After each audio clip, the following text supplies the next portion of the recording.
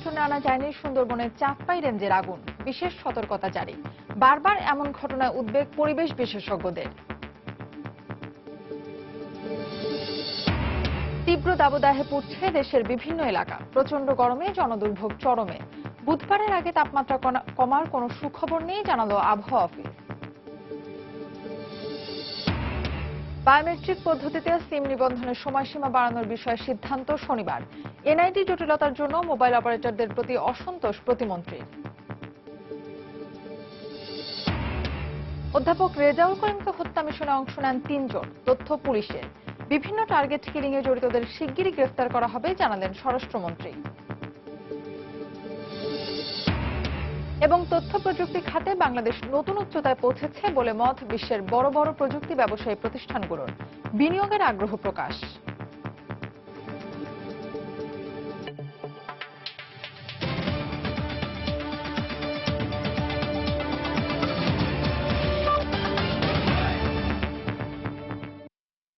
প্রবাসের সময়ের সঙ্গে আছে আমি ফাহমিদা মৌটুসী।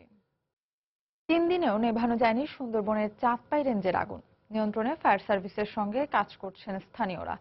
এই অবস্থায় সুন্দরবনে বিশেষ সতর্কতা জারি করা হয়েছে। বনজ সম্পদ আহরণের পাস পারমিট স্থগিত করে এ ঘটনায় জড়িতদের বিরুদ্ধে ব্যবস্থা নেওয়ার কথা জানিয়েছে বন বিভাগ। বিস্তারিত জানাচ্ছেন তরিকুল ইসলাম। গত এক মাসে 4টি অগ্নিকাণ্ডের ঘটনার মধ্যে এবারই সুন্দরবনের সবচেয়ে বৃহৎ অংশ জুড়ে আগুন জ্বলছে। চাঁদপাই রেঞ্জের ধারসাগর স্টেশনের আনুমানিক 6 কিলোমিটার এলাকার মধ্যে অন্তত 10টি স্থানে আগুন দিয়েছে দুর্বৃত্তরা। অগ্নিকাণ্ডের ঘটনার পর থেকে আগুন নিয়ন্ত্রণে ফায়ার সার্ভিসের 4টি ইউনিট কাজ করছে। দক্ষিণ দিকে আগুন নিবানোর পর আমরা সেকেন্ড হাফে আমরা যখন দেখলাম আগুন উত্তর দিকে স্প্রেড করছে, তখন দক্ষিণ দিকে একটা লাইন রেখে উত্তর দিকে আমরা প্রবাহমান হয়েছি। এদিকে আগুন নিয়ন্ত্রণে ফায়ার সার্ভিসের পাশাপাশি স্থানীয় এলাকাবাসীও স্বেচ্ছাশ্রমে কাজ করছেন। তীব্র দাবদাহ ও বাতাসে আগুন ছড়িয়ে পড়ছে বলে জানান তারা। ফায়ার সার্ভিস এবং ফরেস্ট ডিপার্টমেন্টের সাথে আমরা প্রায় 5-6 কিলো দূর থেকে নিজ ভাড়া দিয়ে আসছি আর কি বনটা রক্ষা করার জন্য। অনেক জায়গায় আগুন ধরছে, আগুন নিভাইতে খুব কষ্ট হইতেছে। রৌদ্র অতিরিক্ত, রৌদ্রের কারণে কাজ করতে খুব বিলম্ব হইতেছে। 3 কিলো 4 কিলো দূর থেকে পানি আনতে হয়, 1 কলস পানি নিয়ে আইতে 1 ঘন্টা 1.5 ঘন্টা সময় লাগে। বারবার অগ্নিকাণ্ডের ঘটনায় শুক্রবার থেকে পূর্ব সুন্দরবনের সকল প্রকার পাস পারমিট বন্ধ ঘোষণা করেছে বন বিভাগ। 13 তারিখে যখন অগ্নিকাণ্ডটা ঘটে তখন আমরা কিছু সংখ্যক লোকের বিরুদ্ধে যারা এই আগুনের সাথে জড়িত তাদের নামে কিন্তু আমরা মামলা দিয়েছি। এই মামলা দেওয়ার ফলেই ওই গ্রুপের লোকরাই নাশকতামূলক এই কাজটা করছে বলে আমার ধারণা। যারা এই কাজটা করছে আমার দৃষ্টিতে সেই হলো যে দেশদ্রোহী। তাদের শনাক্ত হবে এবং তাদের বিরুদ্ধে একেবারে যথোপযুক্ত আইনত ব্যবস্থা গ্রহণ করা হবে। গত 14 বছরে পূর্ব সুন্দরবনে অগ্নিকাণ্ডের ঘটনা ঘটেছে 22 বার। এ ব্যাপারে আইনগত ব্যবস্থা নেওয়া হলেও প্রকৃত আসামিরা থেকে যাচ্ছে ধরাছোঁয়ার বাইরে। পূর্ব সুন্দরবনের ধানসাগর স্টেশন এলাকা থেকে তরিকুল ইসলাম, সময় সংবাদ। এদিকে সুন্দরবনে একের পর এক অগ্নিকাণ্ডে উদ্বেগ প্রকাশ করে পরিবেশ বিশেষজ্ঞরা বলছেন, দোষীরা পার পেয়ে যাওয়ায় এ ধরনের ঘটনা বারবার ঘটছে। দেশের ভাবমূর্তি ও পরিবেশ রক্ষায় দোষীদের চিহ্নিত করে দৃষ্টান্তমূলক শাস্তির দাবি জানিয়েছেন তারা। এখানে বারবার চেষ্টা করে আগুন লাগানো হচ্ছে বিভিন্ন এলাকায়, এলাকা ভিত্তি আছে। এখন কাদের স্বার্থে লাগছে, যারা ধারে কাছে আছে বা এই এলাকায় এসে এই সম্পদ গ্রহণ করতে পারে অথবা যারা এই সম্পদ গ্রহণের উপরে টাকা তুলতে পারে। তো এটা সরকার একান্তই শক্তভাবে দমন করতে হবে এবং বুঝিয়ে দিতে হবে যে না, একটা সরকারের অধীনেই সম্পূর্ণ এলাকা, তারা নিশ্চিন্তভাবে কাজ করছে এবং সুস্পষ্টভাবে কাজ করতে পারতে হবে। ছোটখাটো ইন্টারেস্ট এগুলোকে মাথা বড় করতে দেওয়া উচিত হবে। তীব্র দাবদাহে পড়ছে রাজধানী সহ দেশের বিভিন্ন এলাকা। প্রচন্ড রোদ ও গরমে অতিষ্ঠ জনজীবন।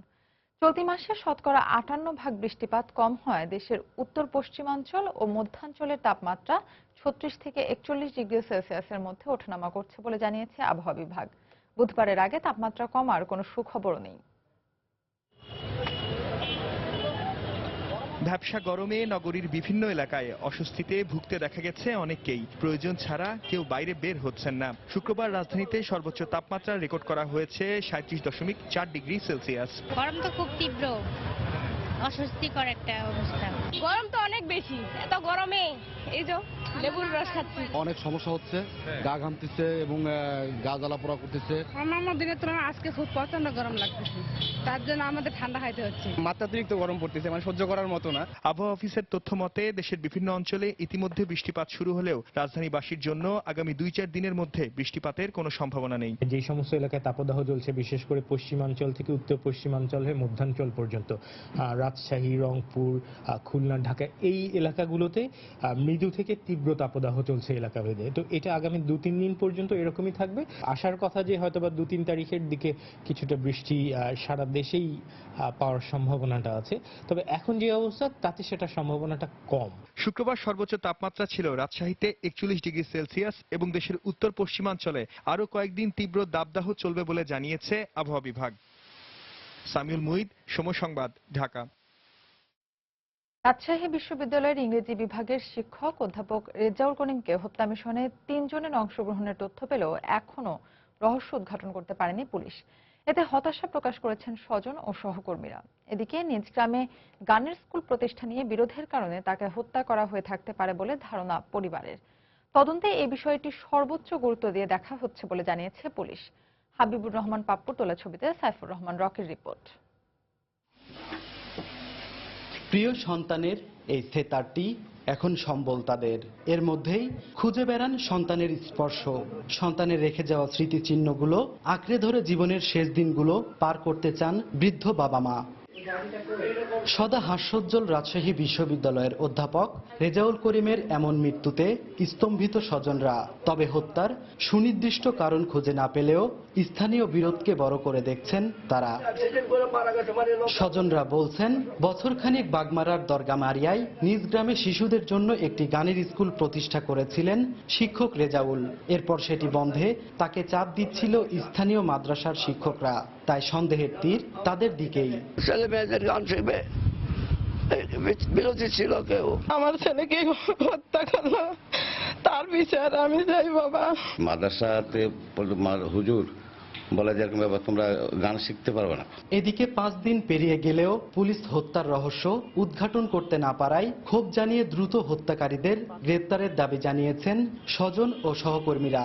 তাকে যে মারা হতে পারে, তো এটা কেন, এই যে একটা অজ্ঞাত একটা অবস্থা, এইটা নিয়ে আমরা শঙ্কিত। আসলে এখনো পর্যন্ত সেরকম ফলপ্রসূ কিছু দেখতে পাই না, তাই বলে ঢাকা পড়ে যাবে এইটা যেন না হয়। খুনি ধরা পড়েছে দেখতে চাই, বিচার দেখতে চাই, খুবই শীঘ্রই দেখতে চাই সেটা। তবে রহস্য উদ্ঘাটনে চেষ্টা চলছে দাবি করে পুলিশ কর্মকর্তারা জানালেন, হত্যাকাণ্ডের সঙ্গে অভিযুক্ত মাদ্রাসা শিক্ষকদের সম্পৃক্ততা রয়েছে কিনা তা খতিয়ে দেখা হচ্ছে।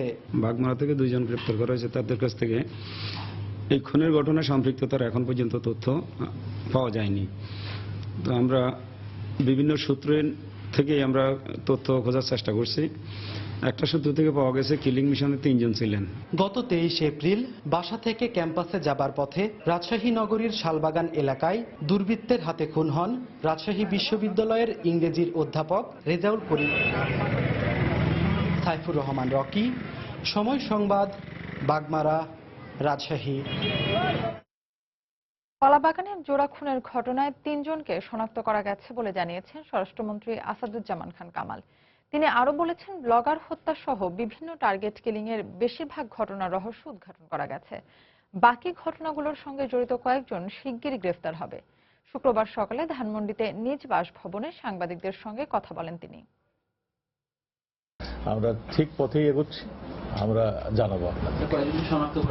3 জন আমাদের শনাক্ত করে আমরা আমাদের বিভিন্ন পত্রিকায় আপনারা দেখেছেন। আমরা এগুলো আর এখন কিছু বলতে চাচ্ছি না, আর কয়েকদিন পরে আমরা সব জানাবো। আমরা যতগুলো টার্গেট কিলিং হচ্ছে এই ব্লগার সহ, এইগুলোকে আমরা প্রায়গুলোকে চিহ্নিত করেছি।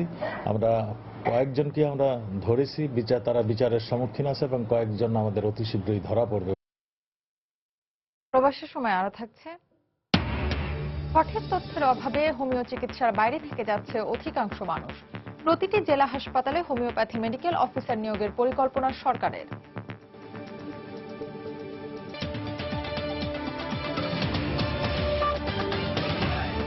তাই তো সবাই বলে শিল্পাল্লার দিন শেষ, মেগা ডিজিটাল স্কেলে বাংলাদেশ।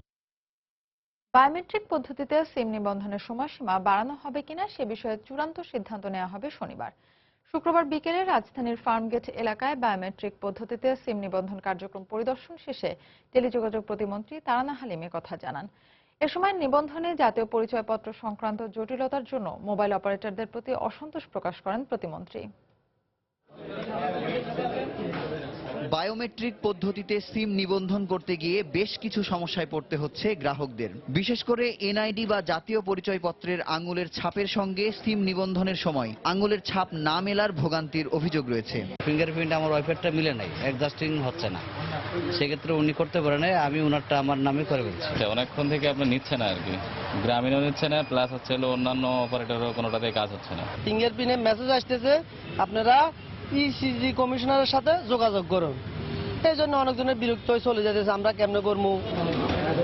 সরকারের নির্দেশনা অনুযায়ী শনিবার শেষ হচ্ছে বায়োমেট্রিক পদ্ধতিতে সিম নিবন্ধনের সময়সীমা। শুক্রবার বিকেলে রাজধানীর ফার্মগেট এলাকায় শেষ সময়ের কার্যক্রম পরিদর্শন করেন টেলিযোগাযোগ প্রতিমন্ত্রী। এ সময় সিম নিবন্ধনের সময় জাতীয় পরিচয়পত্র সংক্রান্ত জটিলতা নিয়ে বেশ কিছু অভিযোগ তুলে ধরা হয় প্রতিমন্ত্রীর কাছে। একটু আমি আসলে অসন্তোষী প্রকাশ করতে চাই যে অনেক ক্ষেত্রেই অপারেটরদের ডিভাইস কিন্তু এই আঞ্চলিক অফিসগুলোতে যায়নি, যে জন্য গ্রাহকদের কিছুটা হলেও ভোগান্তি হয়েছে। আমরা সত্য কথা বলতে এসেছি, আমরা এখানে কারো দুর্বলতা ঢাকতে আসিনি।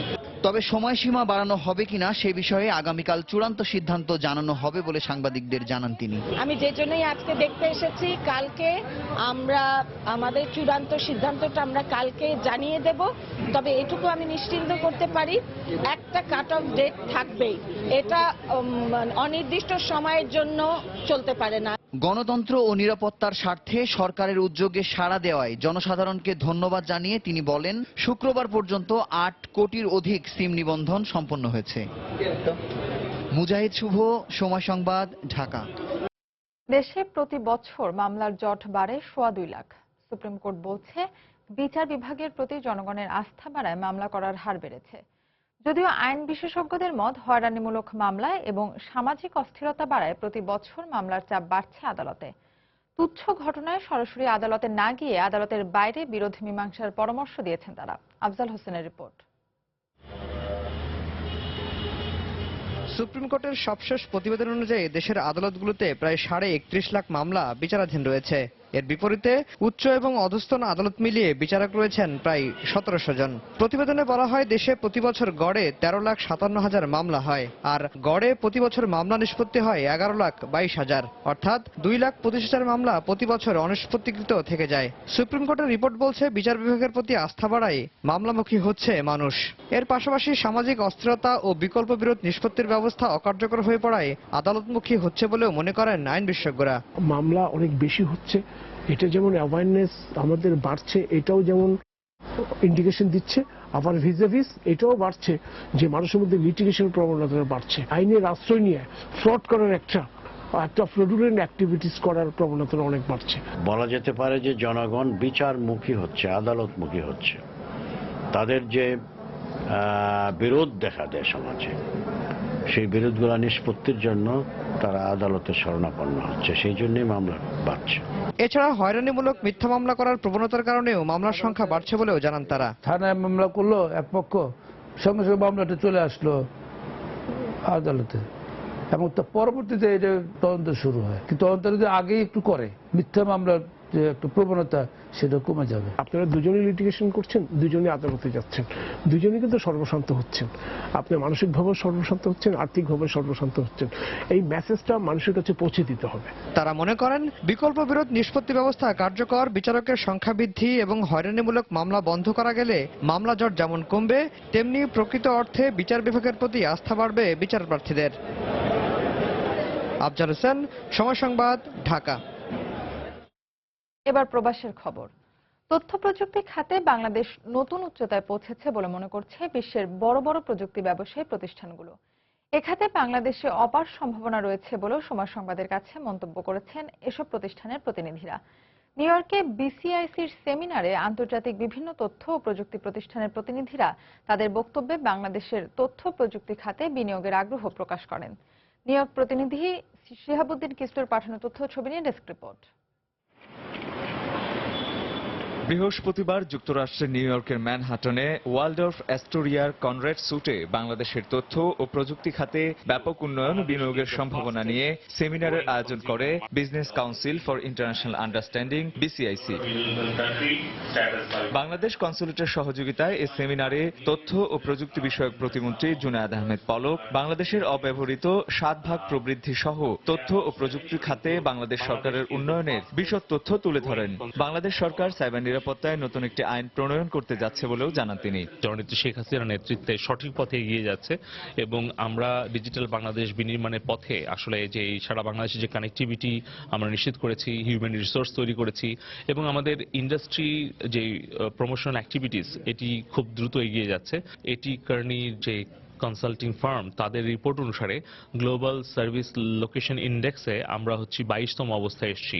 গত বছর ছিলাম আমরা 26তম, অর্থাৎ ইনভেস্টমেন্ট অপরচুনিটি আরো বেড়েছে। তথ্য প্রযুক্তি খাতে বাংলাদেশের বিপুল সম্ভাবনা কাজে লাগাতে বিদেশি বিনিয়োগকারীদেরকে নিয়ে এ ধরনের সেমিনারকে অত্যন্ত সময়োচিত বলে মন্তব্য করেছেন বিভিন্ন প্রতিষ্ঠানের প্রতিনিধিরা।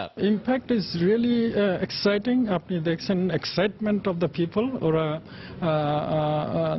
We created A wow factor, means that wow, Bangladesh over 160 million people, growing economy, over 7% GDP year after year. দারুণ একটা উদ্যোগ বাংলাদেশ সরকারের পক্ষ থেকে।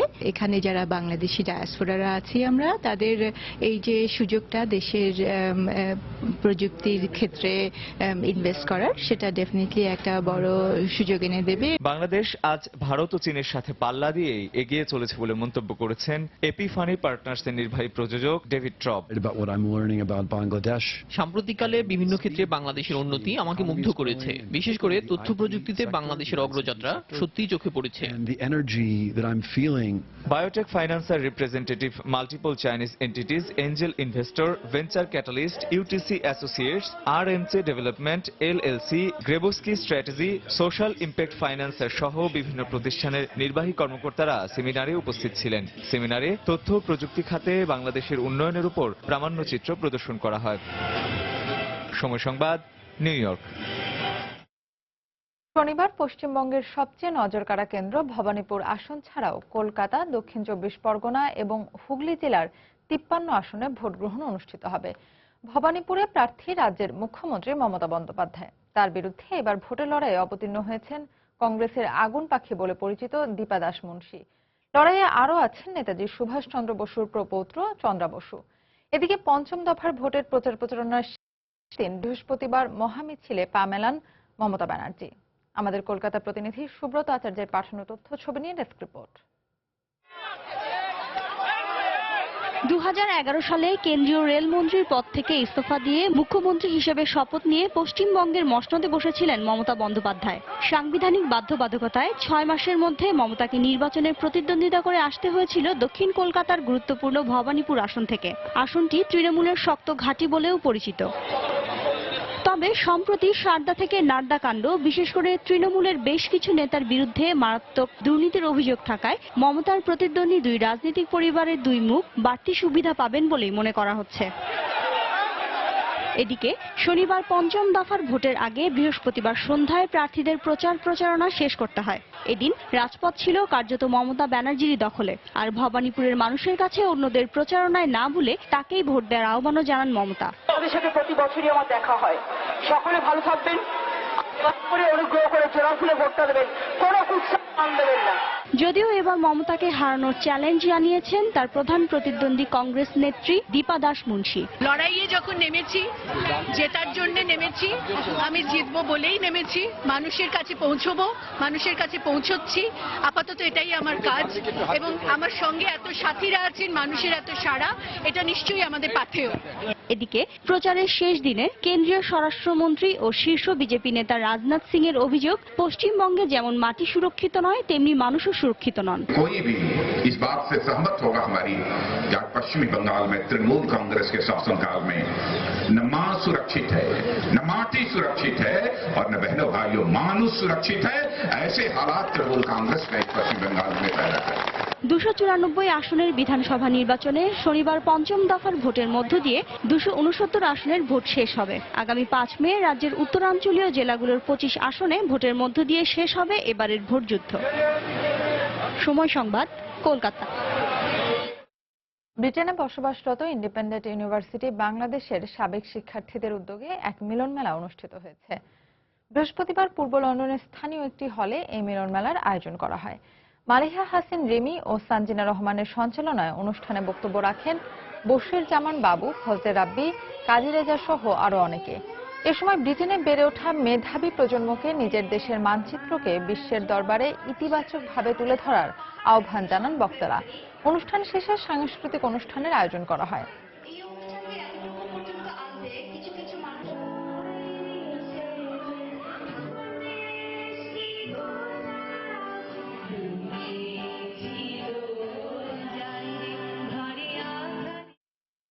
বর্ণাঢ্য আয়োজনের মধ্য দিয়ে লন্ডনে অনুষ্ঠিত হল চট্টগ্রাম বিশ্ববিদ্যালয়ের প্রাক্তন ছাত্রছাত্রীদের পুনর্মিলনী। পূর্ব লন্ডনের মালবাড়ি স্কুলের হলরুমে এই পুনর্মিলনী অনুষ্ঠানের আয়োজন করা হয়। সংগঠনের সাধারণ সম্পাদক অভিজিৎ ধর বাপ্পির প্রাণবন্ত পরিচালনায় অনুষ্ঠানের শুরুতে স্বাগত বক্তব্য রাখেন সংগঠনের সভাপতি সালেহ আহমেদ। অনুষ্ঠানের প্রধান অতিথি হিসেবে উপস্থিত ছিলেন বাংলাদেশ বিশ্ববিদ্যালয় মঞ্জুরি কমিশনের চেয়ারম্যান এবং চট্টগ্রাম বিশ্ববিদ্যালয়ের সাবেক ভিসি অধ্যাপক আব্দুল মান্নান। এছাড়া অনুষ্ঠানে অন্যান্য অতিথিদের মধ্যে উপস্থিত ছিলেন মাওলানা ভাসানী বিশ্ববিদ্যালয়ের VC Mohammad Alauddin, high commissioner Abdul Hannan, Rushanara Ali MP, অধ্যাপক নুরুন নবী সহ আরো অনেকে। অপচিকিৎসা আর হয়রানির কারণে হোমিও চিকিৎসার উপর আস্থা রাখতে পারছেন না সাধারণ মানুষ। দেশে আধুনিক চিকিৎসার সুযোগ থাকলেও প্রচারণা আর সঠিক তথ্যের অভাবে প্রকৃত হোমিও চিকিৎসার বাইরে থেকে যাচ্ছে দেশের অধিকাংশ মানুষ। স্বাস্থ্য খাত সংশ্লিষ্টরা বলছেন, দেশে উল্লেখযোগ্য সংখ্যক হোমিও চিকিৎসক থাকলেও একটি মাত্র সরকারি হাসপাতাল দিয়ে হোমিও চিকিৎসার প্রসার ঘটানো সম্ভব নয়। বিস্তারিত মুজাহিদ শুভর রিপোর্টে। মধ্যবয়সী নুরুজ্জামান গ্যাংগ্রিন বা বার্জার ডিজিজ নামক কঠিন রোগে আক্রান্ত। বিগত বছরগুলোতে রাজধানীর প্রায় সব বড় হাসপাতালে খুইয়েছেন 40 লক্ষাধিক টাকা। চিকিৎসকদের পরামর্শে হাত পা কাটার পরিবর্তে রাজধানীর সরকারি হোমিও মেডিকেল কলেজ হাসপাতালে মাত্র কয়েক হাজার টাকায় কোনো সার্জিক্যাল অপারেশন ছাড়াই তিনি সুস্থ হন। আমার এই রোগের কারণে আমি বহু জায়গায় ঘুরছি, কোনো সুবিধা না পেয়ে শেষ পর্যন্ত আমি হোমিওতে আসা আমার অনেকটা সুস্থতা লাভ করেছি। ব্রেইন স্ট্রোকের কারণে 12 বছরের প্রবাস জীবন ছাড়তে বাধ্য হয়েছেন আসমা বেগম। অবশ হওয়া শরীরে অনুভূতি শক্তি ফিরে পেতে 3 বছরে 20 লাখ টাকা ব্যয় করেও ব্যর্থ হয়েছেন। সবশেষ হোমিও চিকিৎসার দ্বারস্থ হয়ে স্বল্প ব্যয়ে দ্রুত সুস্থতার দিকে এগোচ্ছেন এই ভুক্তভোগী। আমি আগে হাঁটতে পারতাম না, এখন আমি হোমিওপ্যাথি চিকিৎসা নিয়ে আমি হাঁটতে পারতেছি, একা একা চলতে পারতেছি, সব জায়গায় আমি যাইতে পারতেছি। দীর্ঘদিন ধরে স্বাস্থ্য মন্ত্রণালয়ের অনুমোদন পাওয়া 5টি নতুন হোমিও মেডিকেল কলেজ হাসপাতাল প্রতিষ্ঠা না হওয়ায় ব্যাচেলর ডিগ্রি নিয়েও বেকারত্বের ঘানি টানছেন 1400 হোমিও চিকিৎসক। হোমিও চিকিৎসার প্রসারে প্রথমেই রাজধানীর মিরপুরে অবস্থিত সরকারি হোমিও মেডিকেল কলেজ হাসপাতালকে আধুনিকায়ন করার পরামর্শ প্রতিষ্ঠানটির অধ্যক্ষের। গভর্নমেন্ট এটা যদি খুব দ্রুত 250 বেড করেন এবং সেখানে 250 বেডের জন্য যা ম্যান পাওয়ার দরকার সেই ম্যান পাওয়ারগুলো আমাকে দিতে হবে। এখানে আমাদের 4টা ওয়ার্ডে আমরা এখন রোগীদের ট্রিটমেন্ট দিচ্ছি, কিন্তু ক্লিনিক্যালি 9টা ওয়ার্ড হওয়া উচিত। চলতি বছরের জুলাইয়ে ওয়ার্ল্ড ব্যাংকের অর্থায়নে দেশের প্রতিটি জেলা হাসপাতালে একজন করে হোমিওপ্যাথি মেডিকেল অফিসার নিয়োগের পরিকল্পনা হাতে নেওয়া হচ্ছে বলে জানায় স্বাস্থ্য অধিদপ্তর। মাননীয় প্রধানমন্ত্রী তো সারা প্রতিটা জেলায় জেলায় মেডিকেল কলেজ করতেছে, সেই হিসাবে যদি হোমিও মেডিকেল কলেজে সব জায়গায় করা যায় আর অন্তত বিভাগীয় পর্যায়ে যদি করা যায় তাহলে অনেক ভালো হবে। হোমিও চিকিৎসা প্রান্তিক পর্যায়ে ছড়িয়ে দিতে দক্ষ চিকিৎসক তৈরির পাশাপাশি সারা দেশে হোমিওপ্যাথি মেডিকেল কলেজ হাসপাতাল নির্মাণে সরকারকে কার্যকরী ভূমিকা পালনের পরামর্শ স্বাস্থ্য খাত সংশ্লিষ্টদের। মুজাহিদ শুভ, সময় সংবাদ, ঢাকা। প্রবাসী সময় আরো থাকছে। চাকরি দেওয়ার নামে প্রতারণার অভিযোগে সেনাবাহিনী, পুলিশ ও বিজিবির সাবেক 6 সদস্যকে আটক করেছে র্যাব। 39 লাখ টাকা উদ্ধার।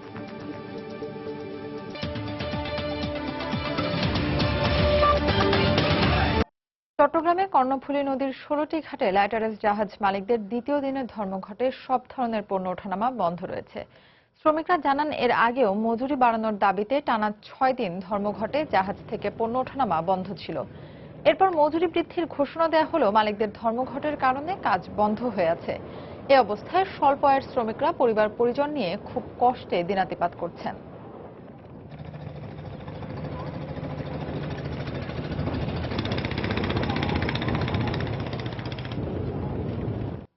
চাকরি দেওয়ার নামে আর্থিক প্রতারণার অভিযোগে সেনাবাহিনী, বিজিবি ও পুলিশের সাবেক 6 সদস্যকে আটক করেছে র্যাব। বৃহস্পতিবার রাত থেকে শুক্রবার সকাল পর্যন্ত রাজধানীর কয়েকটি জায়গায় অভিযান চালিয়ে তাদের আটক করা হয়। র্যাব জানায়, বিভিন্ন বাহিনীর অধীনে বেসামরিক পদে চাকরি দেওয়ার কথা বলে চক্রটি দীর্ঘদিন ধরে প্রতারণা করে আসছিল। ভুয়া নিয়োগপত্র দিয়ে প্রত্যেক চাকরি প্রার্থীর কাছ থেকে নেওয়া হতো 4 থেকে 5 লাখ টাকা। এ অবস্থায় প্রতারণার শিকার কয়েকজনের অভিযোগের ভিত্তিতে বৃহস্পতিবার রাত থেকে শুক্রবার সকাল পর্যন্ত রাজধানীর বিভিন্ন এলাকায় অভিযান চালায় র্যাব। এ সময় সেনাবাহিনী, বিজিবি ও পুলিশের সাবেক 6 সদস্যকে আটক করা হয়। অভিযানে 13 চাকরি প্রত্যাশীর কাছ থেকে নেওয়া 39 লাখ টাকা এবং বেশ কিছু ভুয়া নিয়োগপত্র উদ্ধার করা হয়। চক্রের অন্য সদস্যদের আটকের চেষ্টার পাশাপাশি বাহিনীগুলোর বর্তমান কোনো সদস্য এসবের সঙ্গে জড়িত কিনা তা খতিয়ে দেখা হচ্ছে বলেও এ সময় জানানো হয়।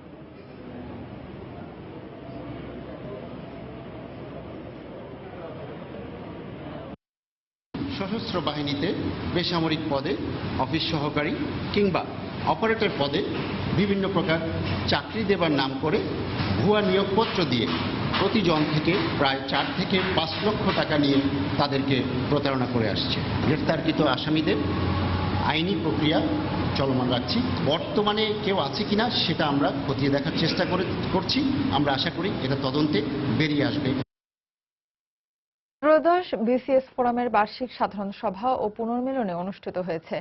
শুক্রবার বিকেলে রাজধানীর বিয়াম মিলনায়তনে এ সভা অনুষ্ঠিত হয়। এতে আগামী 2 বছরের জন্য সভাপতি পদে নির্বাচিত হন কাস্টম ক্যাডারের কমিশনার ডক্টর মোহাম্মদ শহীদুল ইসলাম ও সাধারণ সম্পাদক পদে প্রশাসন ক্যাডারের উপসচিব মোহাম্মদ আতাউর রহমান। অনুষ্ঠানে বিসিএস ক্যাডারের কৃতী সন্তানদের সংবর্ধনা দেওয়া হয়। সামাজিক যোগাযোগ মাধ্যম ফেসবুক পেজ থেকে তৈরি সংগঠন শখের ছবি আলের 3 দিন ব্যাপী প্রথম ছবি প্রদর্শনী শুরু হয়েছে। এতে অংশ নেওয়া আলোকচিত্রীদের তোলা ছবির মধ্যে থেকে 3 জনকে পুরস্কৃত করা হয়েছে। শুক্রবার বিকেলে রাজধানীর ধানমন্ডিতে দৃক গ্যালারিতে অনুষ্ঠানের উদ্বোধন করেন সংস্কৃতি মন্ত্রী আসাদুজ্জামান নূর। নান্দনিক আলোকচিত্রের জন্য ফারহানা ফারা প্রথম পুরস্কার জিতে নেন। তানভীর মঞ্জুর দ্বিতীয় এবং রিফাত ইকবাল তৃতীয় স্থান অধিকার করেন।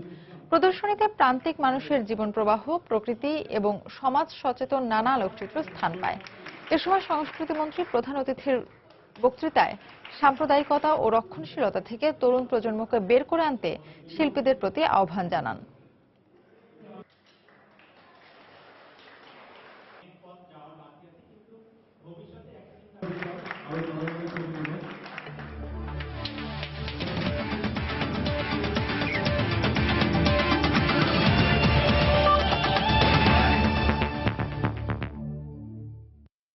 খেলার খবর শুরু হচ্ছে ঢাকা প্রিমিয়ার লিগের 3য় রাউন্ডের খেলা। শনিবার মিরপুরে বর্তমান চ্যাম্পিয়ন প্রাইম ব্যাংকের মুখোমুখি হবে মাশরাফির দল কলাবাগান। অপর ম্যাচে ফতুল্লায় প্রাইম দলেশ্বর খেলবে শেখ জামালের বিপক্ষে। আর বিকেএসপির 3 নম্বর মাঠে আবাহনের বিপক্ষে মাঠে নামবে ব্রাদার্স ইউনিয়ন। প্রথম ম্যাচে মাশরাফির দল কলাবাগান ক্রীড়া চক্রকে উড়িয়ে দিলেও পরের ম্যাচে 287 রান করেও 4 উইকেটে শেখ জামাল ধানমন্ডি ক্লাবের কাছে হেরেছে আবাহনী। তাই এই ম্যাচে জয়ের লক্ষ্যেই নামবে ধানমন্ডির ক্লাবটি। এদিকে মিরপুরে বর্তমান চ্যাম্পিয়ন প্রাইম ব্যাংকের বিপক্ষে মাঠে নামবে মাশরাফির দল কলাবাগান। এখন পর্যন্ত 2টি ম্যাচ খেললেও জয়ের দেখা পায়নি তারা।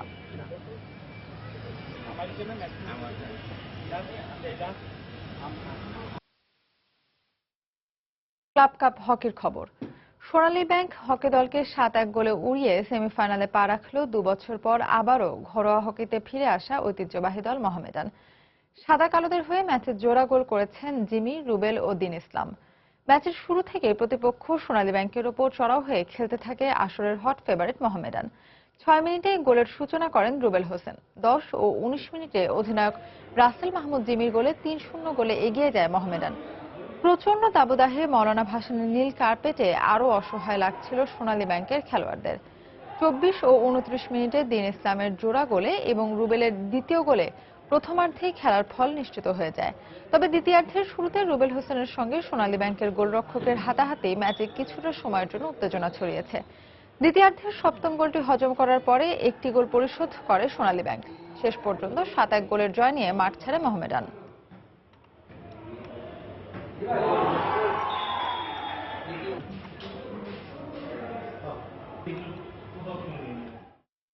এ পর্যায়ে শীর্ষ সংবাদ জানিয়ে দিচ্ছি আরেকবার। 3 দিনেও নিয়ন্ত্রণে আনা যায়নি সুন্দরবনের চাঁদপাই রেঞ্জের আগুন, বিশেষ সতর্কতা জারি। বারবার এমন ঘটনায় উদ্বেগ পরিবেশ বিশেষজ্ঞদের। তীব্র দাবদাহে পুড়ছে দেশের বিভিন্ন এলাকা। প্রচন্ড গরমে জনদুর্ভোগ চরমে। বুধবারের আগে তাপমাত্রা কমার কোনো সুখবর নেই, জানালো আবহাওয়া অফিস। বায়োমেট্রিক পদ্ধতিতে সিম নিবন্ধনের সময়সীমা বাড়ানোর বিষয়ে সিদ্ধান্ত শনিবার। এনআইডি জটিলতার জন্য মোবাইল অপারেটরদের প্রতি অসন্তোষ প্রতিমন্ত্রীর। অধ্যাপক রেজাউল করিমকে হত্যা মিশনে অংশ নেন 3 জন, তথ্য পুলিশের। বিভিন্ন টার্গেট কিলিং এ জড়িতদের শিগগিরই গ্রেফতার করা হবে, জানালেন স্বরাষ্ট্রমন্ত্রী। এবং তথ্য প্রযুক্তি খাতে বাংলাদেশ নতুন উচ্চতায় পৌঁছেছে বলে মত বিশ্বের বড় বড় প্রযুক্তি ব্যবসায়ী প্রতিষ্ঠানগুলোর। বিনিয়োগের আগ্রহ প্রকাশ।